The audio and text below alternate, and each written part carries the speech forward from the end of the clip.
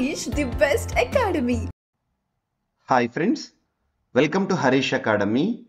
ఈరోజు December 30th 2023కి సంబంధించి వార్తలు నిలిచిన జాతీయ, అంతర్జాతీయ, రాష్ట్రీయ అంశాల గురించి, వార్తలు నిలిచిన వ్యక్తులు, అవార్డులు, పుస్తకాలు, మరి క్రీడా సంబంధిత సమాచారం, ఒక్కొక్క అంశాన్ని వివరంగా తెలుసుకుందాం.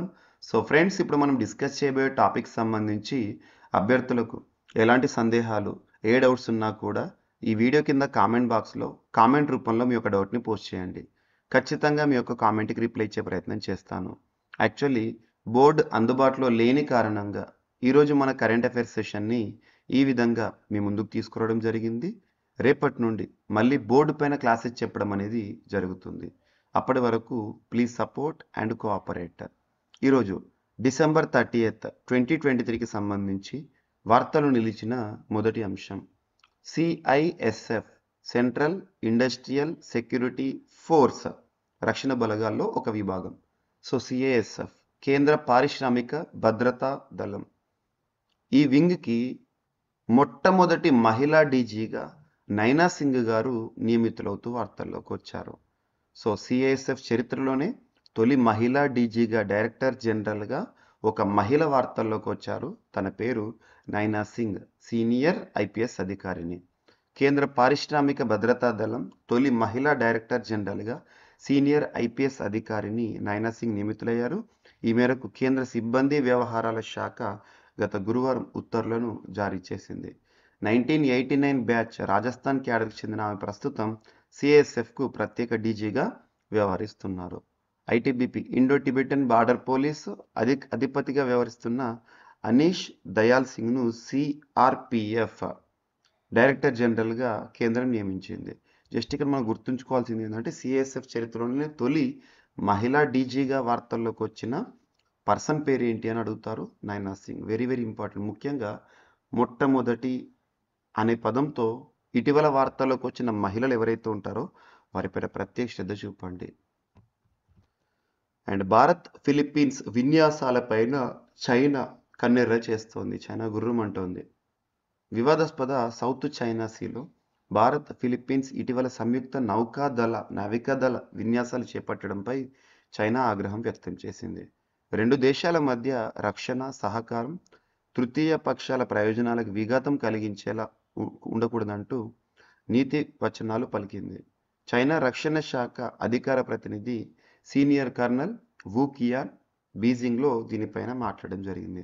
భారత్ ఫిలిప్పీన్స్ ఉమ్మడి నౌకాదళ విన్యాసాలపై తను ఈ విధంగా ఉండకూడదు, ఏ దేశాన్నైనా కూడా ఇబ్బంది పెట్టే విధంగా విన్యాసాలు నిర్వహించకూడదని చెప్పేసి చెప్పారు. ఏ రెండు దేశాల మధ్య అయినా రక్షణ భద్రతాపరమైన సహకారం తృతీయ పక్షాల ప్రయోజనాలకు హాని కలిగించకూడదు, ప్రాంతీయ శాంతి సుస్థిరతలను ప్రమాదంలో పడేయకూడదు. మేము ఎప్పుడు ఈ విషయాన్ని నొక్కి చెబుతూనే ఉన్నామని చైనా తెలిపింది. తైవాన్ తమ దేశంలో అంతర్భాగమని మరొకసారి చైనా స్పష్టం చేసింది. చైనా యొక్క తత్వం ఎలా ఉంటుందంటే కనిపించే ప్రతి భూమి కూడా, ప్రతి ప్రాంతం కూడా తమదని భావిస్తూ ఉంటుంది. అలా వివాదాస్పద చైనా సముద్రం, దక్షిణ చైనా సముద్రం అని ఎందుకు అంటున్నానంటే ఈ ప్రాంతాన్ని చైనా, ఈ దక్షిణ చైనా సముద్ర ప్రాంతాన్ని తమ భూభాగంలోనే భాగంగా చూస్తుంది. అండ్ చైనా సలామీ స్లైసింగ్ అనే ఒక సిద్ధాంతం అనుకోవచ్చు. ఇంచ్ బై ఇంచ్ ఎంక్రోచ్మెంట్తో తనతో సరిహద్దు పంచుకుంటున్న దేశాలన్నింటినీ కూడా ఆక్రమిస్తోంది. సో ఇటువంటివి చూడండి, రీసెంట్గా మన భారతదేశానికి సంబంధించి కూడా కొన్ని వివాదాస్పదంగా వార్తలు వచ్చాయి. అంటే ఏంటంటే భారతదేశానికి సంబంధించిన భౌగోళిక ప్రాంతాలను చైనా వాళ్ళ పొలిటికల్ మ్యాప్లో చూపించుకోవడము, ఎక్సాచిన్ ఏరియా లాంటివి కానివ్వండి, ఇటువంటివి ఖచ్చితంగా గుర్తుంచుకోవాలి. ఓకేనా? సో భారత్ ఫిలిప్పీన్స్ విన్యాసాలపై చైనా గురు. అండ్ ఖైదీలకు కూడా సంతానోత్పత్తి హక్కు ఉంటుందని ఇటీవల ఒక హైకోర్టు, ఢిల్లీ హైకోర్టు స్పష్టీకరించింది. ఇటీవల ఇటువంటి అంశాలు కూడా మనం తరచు చూస్తున్నాం. జీవించే హక్కులో భాగంగా ఇంటర్నెట్ని ప్రాథమిక హక్కుగా కేరళ రాష్ట్ర ప్రభుత్వం గుర్తించింది. గతంలో జైల్లో ఉన్న ఖైదీలకు కంజుగల్ విజిట్స్ని కల్పించిన మొట్టమొదటి రాష్ట్రంగా పంజాబ్ రాష్ట్రం వార్తల్లోకి వచ్చింది. ఇప్పుడు జైల్లో ఉండే ఖైదీలకు సంతానోత్పత్తి హక్కు కూడా ఉంటుంది వాళ్ళ జీవించే హక్కులో భాగంగా అని చెప్పేసి ఢిల్లీ హైకోర్టు స్పష్టీకరణ చేసింది. తమ వంశాన్ని నిలబెట్టుకునే హక్కు ఖైదీలకు కూడా ఉంటుందని ఢిల్లీ హైకోర్టు స్పష్టం చేసింది. హత్య కేసులో జీవిత ఖైదు శిక్షను అనుభవిస్తున్న ఒక వ్యక్తికి 4 వారాల పాటు పెరోల్ని మంజూరు చేసింది. తన భర్త ద్వారా సంతానాన్ని పొందే అవకాశం కల్పించాలన్న అతని భార్య అభ్యర్థన పరిగణలోకి తీసుకోవాలంటూ కోర్టు తీర్పునిచ్చింది. భార్య వయసు 38 ఇయర్స్. ఇవన్నీ మనకు అవసరం లేదు. సో ఖైదీలకు కూడా సంతానోత్పత్తి హక్కు ఉంటుందని రీసెంట్గా ఏ కోర్టు స్పష్టీకరణ చేసింది అంటే Delhi court. And central zoo authority వారు ఇటీవల ఒడిషా రాష్ట్రంలో ఉన్న ఒక రిజర్వ్, సో వన్యప్రాణి సంరక్షణ కేంద్రం నందన్ ఖనన్, ఈ ప్రాంతంలో ఒక ప్రాంతం ముఖ్యంగా ఆఫ్రికన్ లయన్, చీతాస్ని భద్రపరచడానికి, అంటే ఆ ప్రాంతంలో వాటికి ఆవాసం కల్పించడానికి అనుమతినిస్తూ వార్తల్లోకి వచ్చింది. యాక్చువల్గా రీసెంట్గా నందన్ కనన్ జూ అనేది వార్తల్లోకి వచ్చింది. ఎక్కడ ఉంది అని అడుగుతారు ఎగ్జామినేషన్ పాయింట్ ఆఫ్ వ్యూలో. ఒడిషాలో ఉంది. So African lion, cheetah, chimpanzees, వీటిని మనం విదేశాల నుండి తీసుకొస్తున్నాం ఎక్స్చేంజ్ ప్రోగ్రాంలో భాగంగా. వాటిని మన భారతదేశంలోని ఏ ప్రాంతంలో సంరక్షిస్తున్నాం అంటే నందన్ కనన్ జూ. ఎగ్జామినేషన్లో డైరెక్ట్ అడగవచ్చు. ఇటీవల వార్తల్లోకి వచ్చిన నందన్ కనన్ జూ అనేది ఏ రాష్ట్రంలో ఉంది అంటే ఒడిషా. ఇటువంటి తరచూ వార్తలకు వస్తున్నాయి. వాల్మీకి టైగర్ రిజర్వ్ బీహార్ అని. అంతెందుకు, మనం పద్మజా నాయుడు జూలాజికల్ పార్క్ రీసెంట్గా వార్తల్లోకి వచ్చింది. 12 ఏళ్ల తర్వాత సైబీరియన్ టైగర్ని ఆ ప్రాంతంలో మనం సంరక్షించడం జరుగుతుంది. అలా వార్తల్లోకి వచ్చిన పద్మజా నాయుడు జూలాజికల్ పార్క్ ఎక్కడ ఉంది అంటే డార్జిలింగ్లో ఉంటుంది. ఇటువంటివి లింక్ చేసుకోండి, ఓకేనా. అండ్ వన్యప్రాణుల్లో జోంబీ డీర్ అనే ఒక డిసీజ్ వార్తల్లోకి వచ్చింది. అది మనుషులకు కూడా వ్యాపించే ఛాన్స్ ఉందంట. సో క్రిమి కీటకాలు, పక్షులు, జంతువుల నుంచి మనుషులకు వ్యాపించే వ్యాధుల్లో మరొకటి చేరింది. దీనిని జోంబీ డీర్ వ్యాధిగా శాస్త్రవేత్తలు పేర్కొంటున్నారు. దీనిని క్రానిక్ వేస్టింగ్ డిసీజ్ లేదా ప్రియాన్ వ్యాధి అని కూడా పిలుస్తున్నారు. జింకలు, దుప్పుల జాతులకు సోకే వ్యాధిని అమెరికాలోని ఎల్లోస్టోన్ నేషనల్ పార్క్లో గుర్తించారు. జంతువుల్లో ఈ వ్యాధి లక్షణాలు బయటపడడానికి దాదాపు 1 ఏడాది పడుతుందని పేర్కొన్నారు. ఈ వ్యాధి సోకిన జంతువుల్లో జంతు సమతుల్యత కోల్పోవడం, అధిక మూత్ర విసర్జన, బరువు తగ్గడం, అస్థిరత, నరాల సంబంధిత సమస్యలు ఉంటాయని తెలిపారు. గుర్తుంచు.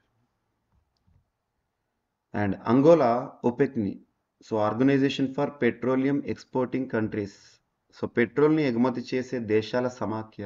ఆ సమాఖ్య నుండి ఇటీవల అంగోలా వైదొలిగింది. మరి ఈ సంస్థ వార్తల్లోకి వచ్చింది కాబట్టి ప్రధాన కేంద్రం ఎక్కడ అంటే ఆస్ట్రియా దేశంలోని వియన్నాలో ఉంటుంది. ఈ సంస్థ 1960లో ఏర్పాటైంది. ఇందులో 13 సభ్య దేశాలుగా ఉంటాయి. 13 సభ్య దేశాల్లో రీసెంట్గా వైదొలిగిన దేశంగా అంగోలా వార్తల్లోకి వచ్చింది. అండ్ ఈ అంగోలా ఒపెక్ కంట్రీస్లో, ఆఫ్రికాకు సంబంధించిన ఒపెక్ కంట్రీస్లో సెకండ్ లార్జెస్ట్ ఆయిల్ ప్రొడ్యూసర్. మరి మొట్టమొదటి లార్జెస్ట్ ఆయిల్ ప్రొడ్యూసర్ ఎవరంటే నైజీరియా. గుర్తుంచుకోండి. ఇటీవల ఒపెక్ నుండి వైదొలిగిన దేశంగా వార్తల్లోకి వచ్చిన దేశం ఏది అంటే అంగోలా. సో ఈ ఒపెక్ అనేది 1960లో ఏర్పడింది. సో గుర్తుంచుకోండి. ఇవి మనకు పాయింట్స్ ఎగ్జామినేషన్లో అడగొచ్చు. 99% క్యాన్సర్ కణాలు అంతం చేసే ఒక సరికొత్త పద్ధతిని పరిశోధకులు అభివృద్ధి చేశారు. అమెనో సియానైన్ అణువులను ఉపయోగించి క్యాన్సర్ కణాలను తొలగించే ఒక కొత్త పద్ధతిని శాస్త్రవేత్తలు కనుగొన్నారు. ఈ అణువులను సాధారణంగా బయో ఇమేజింగ్లో సింథటిక్ రంగులుగా వాడతారు. సైన్స్ అలర్ట్ జర్నల్లో ప్రచురితమైన పరిశోధన ప్రకారం ఈ అణువులను పరారుణ కాంతికి దగ్గరగా ఉద్దీపనం చేసినప్పుడు క్యాన్సర్ కణాలను విచ్ఛిన్నం చేసే సామర్థ్యాన్ని పొందుతాయి. Rice university chemist James tour తను ఈ పరిశోధనను లీడ్ చేశారు. ఏం లేదు, ఇటీవల క్యాన్సర్ కణాలను అంతం చేసే కొత్త పద్ధతిని అభివృద్ధి చేసిన పరిశోధకులు ఎవరు, ఆ ప్రాసెస్ ఏంటో ఇక్కడ ఎక్స్ప్లెయిన్ చేయడం జరిగింది. అండ్ భారతీయ జర్నలిస్టుల పైన పెగాసస్ నిఘా అనేది ఉంది అని రీసెంట్గా ఆమ్నెస్టీ ఇంటర్నేషనల్ సంస్థ చెప్పారు. వాస్తవంగా పెగాసస్ అనేది గత 2 ఏళ్ళుగా వార్తల్లోకి వస్తుంది. ఇది స్పైవేరా లేకపోతే మనం ఏమంటాము ఫోన్ ట్యాపింగ్ చేయడం కానివ్వండి, మన సమాచారాన్ని తీసుకోవడానికి సంబంధించి కానివ్వండి, ఒక నిఘా వేసే ఒక ఆయుధంగా చూస్తున్నాం. పెగాసస్ని మనం ఇజ్రాయెల్కి సంబంధించిందిగా చూడొచ్చు. ఇజ్రాయెల్కి చెందిన పెగాసెస్ నిఘా సాఫ్ట్వేర్తో కేంద్ర ప్రభుత్వం హ్యాకింగ్కి పాల్పడుతుందన్న ఆరోపణలు తాజాగా బలం చేకూరింది. ప్రభుత్వ ప్రాయోజిత హ్యాకర్లతో దేశంలోని ప్రముఖుల ఐఫోన్లను లక్ష్యంగా చేసుకున్నారంటూ యాపిల్ నుంచి అప్రమత్తత సందేశాలు అక్టోబర్లో వచ్చిన విషయం తెలిసిందే. ఈ నేపథ్యంలో ఇద్దరు భారతీయ జర్నలిస్టులు తమ ఫోన్లను ల్యాబ్ పరీక్షకు పంపగా అవి పెగాసస్ స్పైవేర్ హ్యాకింగ్కు గురయ్యాయని చెప్పడం జరుగుతుంది. అంతర్జాతీయ ఆమ్నెస్టీ ఇంటర్నేషనల్ గత గురువారం దీనికి సంబంధించి ప్రకటించింది. హ్యాండ్ గన్ సృష్టికర్త ఇటీవల మరణిస్తూ వార్తల్లోకి వచ్చారు. తన పేరు ఏంటంటే గ్యాస్టన్ గ్లాక్. ప్రపంచంలో అత్యధికంగా అమ్ముడవుతున్న హ్యాండ్ గన్ సృష్టికర్త ఆస్టియన్ ఇంజనీర్ గ్యాస్టన్ గ్లాక్ కన్నుమూశారు. ఈ విషయాన్ని గ్లాక్ కంపెనీ ఒక ప్రకటనలో తెలిపింది. అండ్ ఇటీవల సమర్కండ్ ఉజ్బెకిస్తాన్లోని సమర్కండ్ వేదికగా ముగిసిన వరల్డ్ ర్యాపిడ్ చెస్ ఛాంపియన్షిప్ విజేతగా మరొకసారి కార్ల్సన్ విజేతగా నిలిచారు. నంబర్ 1 దిగ్గజ ఆటగాడు మ్యాగ్నస్ కార్ల్సన్ ప్రపంచ ర్యాపిడ్ చెస్ టైటిల్ని నిలబెట్టుకున్నాడు. 13 రౌండ్ల నుంచి 10 పాయింట్లు సాధించి అగ్రస్థానాన్ని సొంతం చేసుకున్నాడు. చివరి రౌండ్లో ప్రజ్ఞానంద, మన భారతీయ తమిళనాడు రాష్ట్రానికి సంబంధించిన గ్రాండ్ మాస్టర్ ప్రజ్ఞానందతో గేమ్ను అతను డ్రాగా ముగించాడు. కార్ల్సన్కి ఇది 5వ ప్రపంచ ర్యాపిడ్ చెస్ టైటిల్ కావడం విశేషం. గుర్తుంచుకోండి, మ్యాగ్నస్ కార్ల్సన్ మరొకసారి రీసెంట్గా ప్రపంచ ర్యాపిడ్ చెస్ టైటిల్ను గెలుపొంది వార్తల్లోకి వచ్చారు. సో ఇవి ఫ్రెండ్స్ ఈరోజు వార్తలు నిలిచిన అంశాలకు ర్యాపిడ్గా చూస్తే, సెంట్రల్ ఇండస్ట్రియల్ సెక్యూరిటీ ఫోర్స్కి తొలి మహిళా డీజీగా నైనా సింగ్. అండ్ భారత్ ఫిలిప్పీన్స్ విన్యాసాలపై చైనా కన్నెర్ర చేస్తోంది. ఖైదీలకు సంతానోత్పత్తి హక్కు ఉంటుందని ఢిల్లీ హైకోర్టు స్పష్టీకరణ చేసింది. ఇటీవల వార్తలకు వచ్చిన నందన్ కనన్ జూ ఎక్కడ ఉంది అంటే ఒడిషా రాష్ట్రంలో. వన్యప్రాణుల్లో జోంబీ డీర్ వ్యాధి అనేది ఇటీవల సంభవిస్తుందని ఒక అంశము. ఒపెక్ నుండి వైదొలుగుతూ వార్తల్లోకి వచ్చిన అంగోలా దేశం 99% క్యాన్సర్ కణాలను అంతం చేసే సరికొత్త పద్ధతిని అభివృద్ధి చేసిన పరిశోధకులు. భారత జర్నలిస్టు పైన పెగాసస్ నిఘా ఉందని ఆమ్నెస్టీ ఇంటర్నేషనల్ వారు చెప్పిన అంశాలు.